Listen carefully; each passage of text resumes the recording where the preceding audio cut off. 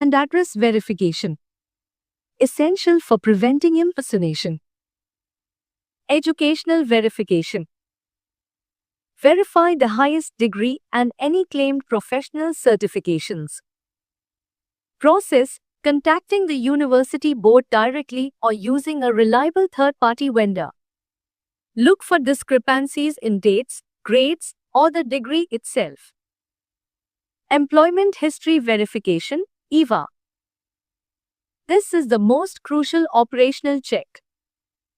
Process: confirm the job title, employment dates, reason for leaving, and, if possible, eligibility for rehire. This identifies job hopping, exaggerated seniority, or blacklisting. Tip: always verify with the HR department, not just the provided manager reference. Criminal record check, database search. This verifies any past criminal convictions or pending legal action relevant to the job. Key: ensure the check is relevant to the job duties and adheres strictly to local laws regarding the timeframe for reporting all convictions. Drug screening, if applicable.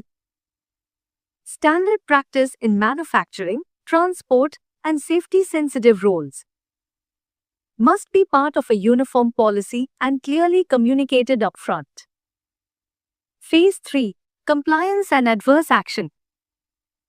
The final and most legally sensitive step is handling negative findings or adverse action. The pre-adverse action step.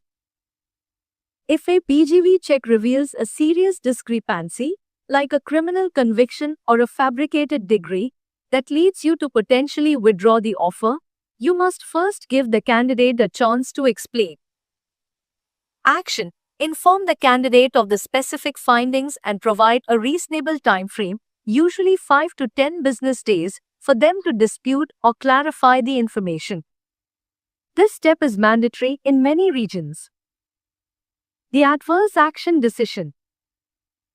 After reviewing the candidate's explanation, if you still decide to withdraw the offer, you must officially notify them.